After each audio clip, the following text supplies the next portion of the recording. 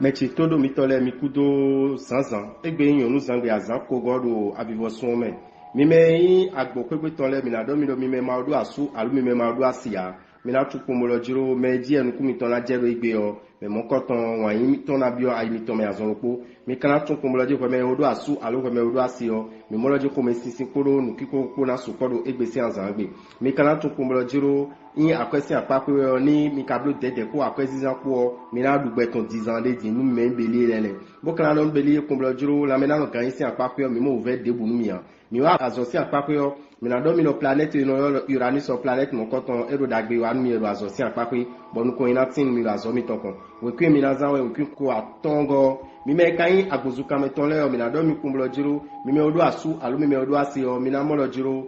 kondo kona da super potenti mon ki kona de we me makadu asu ami na donu kumlo jiro weni blo wedi do enyo nu enwe woni mo tempo blo da pedo ena yombo me na asu alu me na asinu ya na pipeto mi wa akwesi apako yo mi na do mi me toro le kumlo jiro mi kuma ove de bu mi da akwesi apako yo mi na pe ubo de bu treyin akwesi apako to mi na pe ubo na bibloto bo kana do mi kumlo jiro me uvenade na pediro la mena kan isi apako ile yin me hypertension no do tagba na le o en blo dedero egbesi azangbe mo kana jo ko me sinsin do mi wa zo si apako yo mi na don mi kumlo jiro we me toro ani tu kumlo jiro emi do nde bubo jablo no mo koton e na do dudeji amo emi kan evo mo lo jiro nu ko ina tin mi o azogbe mi tole gege na tin mo na do alo emi bonu ko na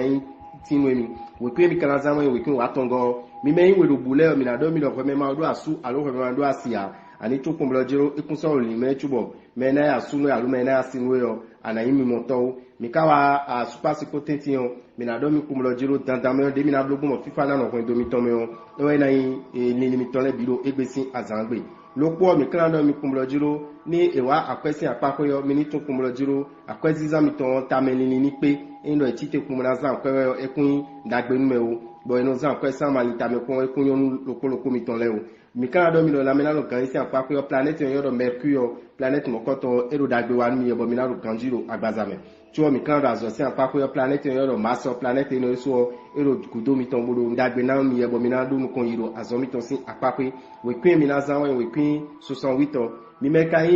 agasale bodo asu albodo asio mi na do mi kumlo jiro khomesina di blawa super potenti no egbesi azangbe mo kana do mi kumlo jiro nlopo de mi na blo mi na tekunbo singidi o mi na depo we me de sunsun mi na desime eno na zomo fifa na no wendo o me we me maka do asu aro me do asi abo cancer mi na do mi kumlo jiro ani tuno jiro egbesi azangbe o me ana ntu ina je tonjile na suporo egbesi azangbe won we ni tuno jiro eno le bikumi me na asu na alu me na asinu yo ekunsuna ve o mi mo nu o mi wa akwesi apako yo mi na do ni kumlo jiro we ni blo tete do nu e ko do bele bodo kiko gona we ekunu wa dagbe nu me o won nu na asi to ke akale bo mo ina bo jiro ba le mi na ho akajande wa na gbe ya won we ni pon akwebo yin sisanto la me na no kan si apako yo mi mo lo jiro uvede na mo we negbe we na du ipede do egbesi azangbe planet Pluton we kan zo ni o mi wa azosi apako yo mi na do ni kumlo jiro azoto yo anabe kula wa jije kuro egbesi azangbe we pin kan zanwe we pin 47 we wa dagbe nu ru ta dagbe si apako mi me kan kini le o mi na do mi kumlo jiro mi me o do asu alo mi me o do asio mi mo lo jiro kondo kodo asu pasi potenti we me maka do nu mo koton alini to le bio de amblo mo na mo asu alo de amu mo mo asio e we na do lini to yin mi wa akwesi apako yo mi na do mi me ni yo le kumlo jiro akwe mi ma do nu kunto mi na mi moto igbe no ya ma le do mi na sa na isi sa to do igbe bo kana do planète yo statue no planète mo koton e wa yin me ro de na do tagba pe de nu ro la me na gan yisin apako yo bo kana do azosi apako de so adon le bo blu dede mama ko me sisi na wa repolo ganto e de ko sinteti alo ko azo gbe to e de sinteti on ko me sin da ko de na bo kana inu mla ve utaw we kun kana zan wa 17 mi me yon da lo jile o mi na do me planète yon ro mercure planète mo koton e do dagbe wa no asupa sikole bo kondo ko de nu kiko de lo mitenti we me makaru asu alo we me ma do asia mi na do nu kumlo jiro dandame o me na asu alo me na asinwe o egbesi azangbe yin azanda gbe ba na pe me mo koton mi wa akwesi apako mi na do nu kumlo ju planète atom e we do dagbe na wa no do akwesi apako on akwesi zanto yo e kun na inu bra fe udin o akun kana do tamini le din chumna mo akwe bra yin zanto mo kana do nu kumlo jiro la me na gan si apako yo ani blo dede bonu nu chiko no we ni te kombo gboje e na zo ba na bo titi na le bo ganju na le wa zo e kuro te nu yo mi wa so si apako yo mina don kumlo jiro edo uve mo ade gan do ade yo gan ko lo me janje le tonduji we kun akana zawa 44 mi me kai nu da gan le mina don kumlo jiro mini tun kumlo jiro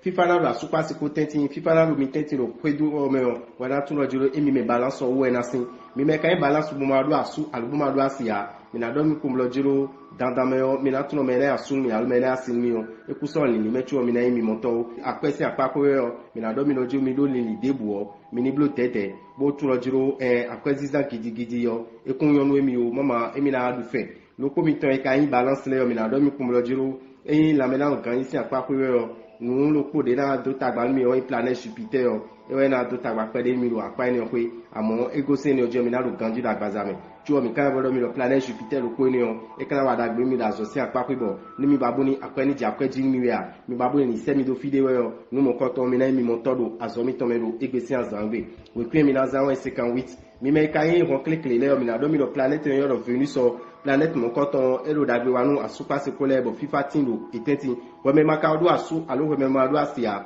me na do no kumlo jiro ani tun kumlo jiro leni tuyo gegeyo ena wi wa do asupa se kosi apapwe bo trala me ana motro lo mo ja na je won inu me oji azon ko gbon ne no yo yo do coup de foudre e we mi me célibataire mi na mo regbe mi wa akwesi apapwe mi na do mi lo planète yo mercure planète mon coton elo dagbe wanu mi me scorpion le bo ve de na de meeting lo egbesi azangbe ya e trele jumi bo mi na be akwedo ndeme o mi na be de me bo dagbe kanati lo sogudo lo ko de mi na blow en lo jiro mi ni ten kombo nu semaine lo ko me mi no ten kombo blam pede e na zombo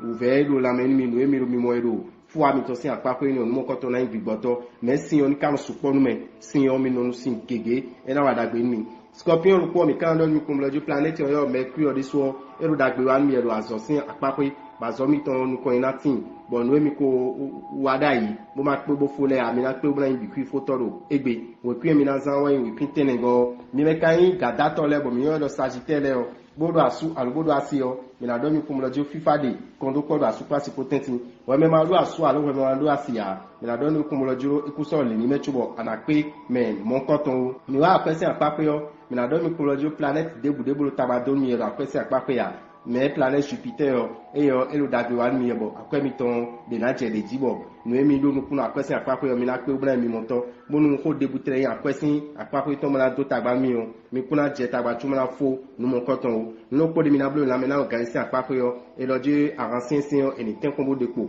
bo ka le bo gboje pede e na wa dagbe mi bo kan do mi ko lo je ni mi wa azosi apako yo we vo de su do dagbe wan mi e bo na so mo nu ko ina tin mi amo e lo jiro nu didon alo nu sodo nu teme be na do e o le je na ti gbon mi dandan me o e lo woni blo tete na do azo me mama e na zomba na hokero azoteme we kuya kana zawa 44 mi me ye we zubano le mi na do mi ko lo jiro mi me odo asu alu mi me odo asio ko be sin na wa asupa si potenti no ezon ko me si kana wa wen ko do gbonu me de yo e na supo do igbe we me maka odo asu alo we me ma do asia bo in capricorn mi na do mi ko lo jiro dagbe de nu do apa ni ko bo me kiki natin bo ntu na je tonji dandan lo igbe sin azangbe mi wa akwesi apako yo mi na do ilo akwe amadu nukunto wa na moment no ya amadu nukunto na isi sato mi wa la mena organize apako yo mi na do ilo kumoloju nloko de na cho ewe nu chiko no me o we ni tenko cho eni o bo ni chiko no we ni gboje pede bo kana do no kumoloju o ve de butre de no aso sin apako yo we ni ma gbojo la me o we ni tenko bo do du de jile tandando apa ni o pe